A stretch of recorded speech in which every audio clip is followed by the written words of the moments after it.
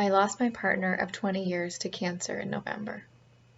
She had been diagnosed over a year earlier, and her cancer was a type that leaves few survivors. Most people get only a couple of months. She was luckier than most, and the initial treatments were successful in giving her 9 additional good months before it came back. She never once thought it was going to win. She was determined to survive and beat it, but that was not to be. Because she was never ready to give up, I never got a chance to say goodbye. She wouldn't have it. Because of that, the memories of her have become ever more important to me since. Memories like this one.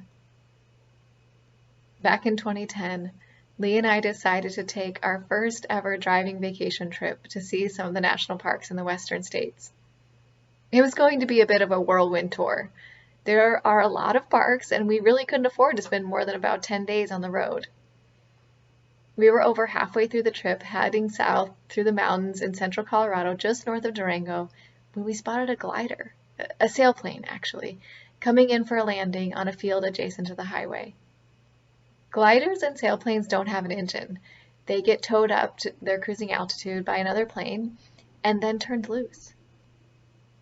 Once released, glider pilots have to use updrafts to gain any additional altitude, and then they just glide around, silent and serene. For those rides, they let the passengers sit in the front seat, and the pilot sits behind. The view is almost perfect, and almost completely unobstructed. It's like nothing else. In a split-second decision, I pulled over, checked traffic, and then I did a U-turn and headed into the glider port. I'd been up in a glider myself years before in Florida, but I was pretty sure that Lee had never had the opportunity. And given the scenery of the area, I was determined to give her that chance. I was right. As we walked from the car to the ticket shack, she told me that taking a ride in a glider was something she had always dreamed of doing. They had several lengths of trip to choose from, and when I saw the fairly small difference in price between the shortest ride, 15 minutes, and a longer one, I suggested that she should go for at least the half-hour ticket. She did. They were actually airborne for more like 45 minutes, which was longer than I'd ever been up. And the big grin she was wearing when they landed was everything I'd hoped. She had taken her camera along, and of course she insisted that I get a shot of her sitting in the front seat of the plane. That wasn't the only memorable thing we did on that trip, but for her, it was certainly the most exciting, and the expression on her face in that picture was exactly what this whole trip was about. We went on to see more sights over the rest of the trip, but for years afterward, the glider ride was what she came back to when she recalled that week.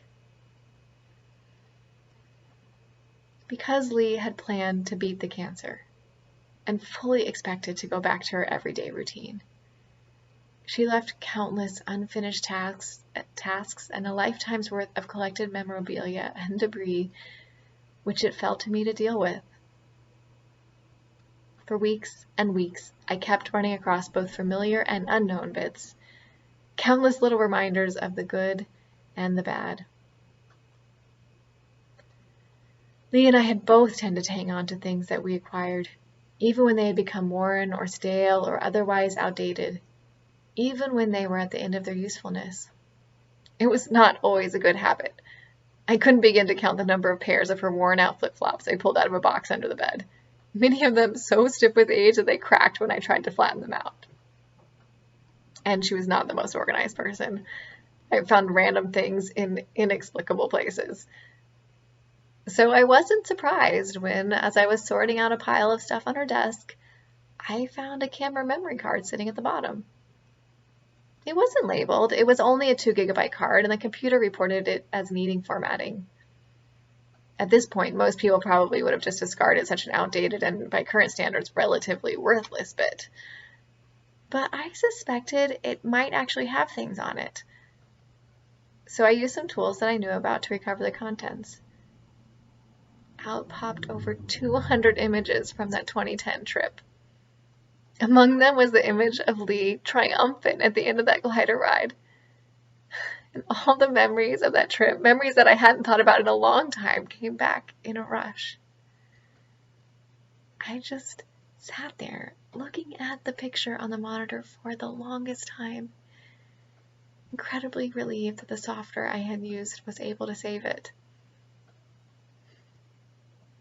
The pile of stuff on her desk where I found the memory card had things in it that had been there for 5 or 6 years at least, and a lot of them left me with no clue about why she'd saved them. But because of exactly what happened with that memory card, I know I need to look at every little thing she left behind. Because if I don't, I might well end up missing something priceless like that picture. As I said at the start of this, memories of her have become ever more important to me. Because they are the most important things that she left me with.